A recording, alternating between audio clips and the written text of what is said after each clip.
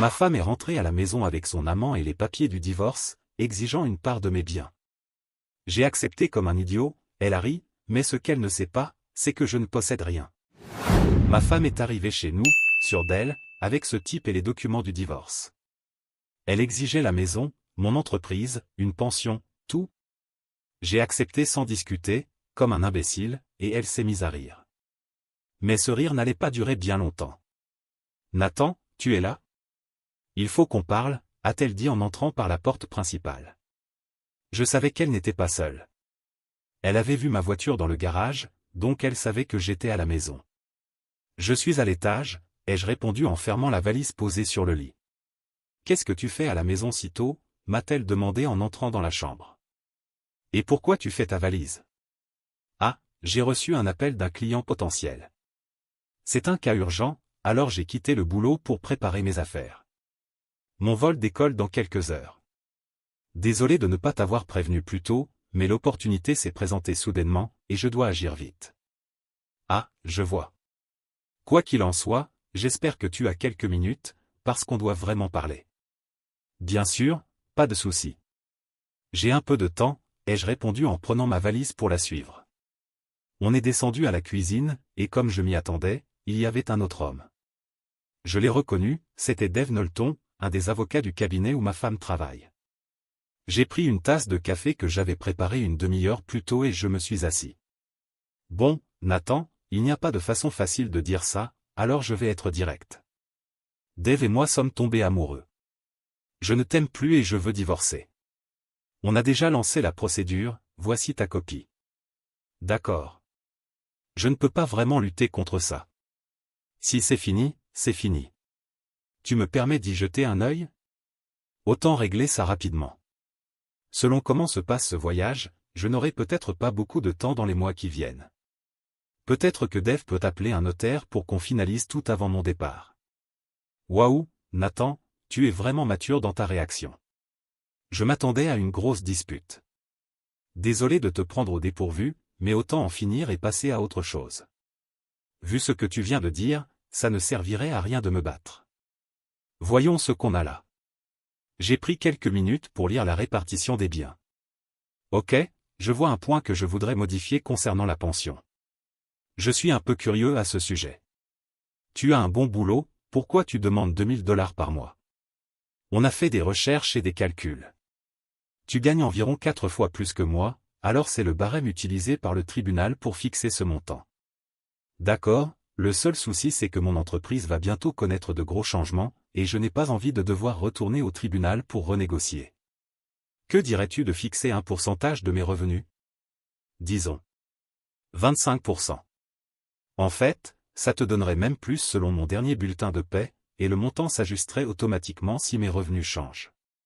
C'est très généreux et logique. D'accord, Dave fera cette modification et on signera tous. Tu m'as donné 10 bonnes années, je ne vois pas pourquoi je ne serais pas juste. Maintenant, tu demandes 60% de mon entreprise. Tu ne sais même pas comment la gérer. Je préfère ne pas perdre le contrôle. Et si on disait 49%? Et pour compenser, on peut augmenter ta part dans nos investissements, de 60% à 80%. Après tout, je peux reconstruire ce que je perds. D'accord, ça me va, tant que je peux garder la maison. J'adore cette maison. Aucun problème. Je serai tellement occupé que je n'aurai même pas le temps d'aller à la maison de plage. D'ailleurs, je n'aime pas vraiment la plage. Tu sais quoi? On va modifier le contrat pour que je te cède ma part de toutes les propriétés actuelles. J'achèterai sûrement un appartement quelque part. Moins d'entretien à gérer. Nathan, je n'en reviens pas de ta générosité. Comme je t'ai dit, je serai trop pris pour profiter de nos biens, et je peux très bien reconstruire mon patrimoine. Concernant la pension pour les enfants. Je trouve que le montant que tu as mis est un peu bas, et il n'y a pas de clause d'ajustement. Je veux qu'il soit bien pris en charge. On va fixer ça à 25% de tous mes revenus nationaux. Comme ça couvre mon salaire mais aussi mes autres revenus d'investissement. Et comme tu seras le parent principal, ils doivent être sur ta couverture santé. Ça me semble raisonnable. Dave, connecte-toi au Wi-Fi, imprime les nouveaux documents pour qu'on les signe et fasse authentifier. Tu pourras les déposer au bureau du notaire. Merci, Nathan. Tu as été très mature, j'apprécie vraiment. Les documents ont été imprimés, le notaire est arrivé, et on a tout signé. J'ai pris ma valise et suis parti pour l'aéroport. Un mois plus tard, mon téléphone a sonné alors que je faisais une sieste sur une plage à Cabo. Je n'ai même pas eu besoin de regarder l'écran pour savoir qui c'était. Allô, Anna, à quoi dois-je le plaisir de cet appel? Est-ce que j'ai été assez généreux? Espèce de salaud. Je ne sais pas comment tu as fait ça, mais tu ne t'en sortiras pas comme ça. J'ai répondu en mode haut-parleur au lieu de coller le téléphone à mon oreille. Pourquoi? Qu'est-ce que tu veux dire par là, chérie, ai-je demandé. Tu sais très bien ce que je veux dire, a-t-elle rétorqué. Il y a un camion de déménagement devant la maison et un huissier avec des papiers d'expulsion. Eh bien, j'imagine que les nouveaux propriétaires ont besoin que toi et ton petit ami partiez avant de pouvoir emménager. Tu m'as signé cette maison. Qu'est-ce que tu veux dire par « nouveau propriétaire » ? C'est moi la propriétaire, répondit-elle furieuse. Techniquement, ce n'est pas tout à fait vrai. Ce que je t'ai signé, c'est l'ensemble du patrimoine que nous possédions au moment de la signature des papiers du divorce. Nous n'avions plus aucun bien immobilier depuis plus de 3 mois avant que tu ne me les remettes. Comme ton nom n'était pas inscrit sur les actes de propriété, je n'avais même pas besoin de ta signature pour les vendre. Tu veux dire que la maison de plage aussi a été vendue, demanda-t-elle, choquée. Je t'avais bien dit que je n'étais pas fan de la plage. Espèce de monstre. Où est-ce que tu es bon sang? Il faut qu'on se voie pour finaliser les papiers et que je récupère ma part de l'entreprise. Ah, à propos de ça. Tu n'as droit à aucune part. Quoi, répliqua-t-elle. Depuis environ 6 mois, je gérais simplement l'entreprise en tant que salarié, le temps que les nouveaux propriétaires prennent le relais. En réalité, j'ai quitté l'entreprise une semaine avant notre dernière conversation. Donc ça veut dire, pas de salaire, pas de pension, hurla-t-elle. Et les enfants?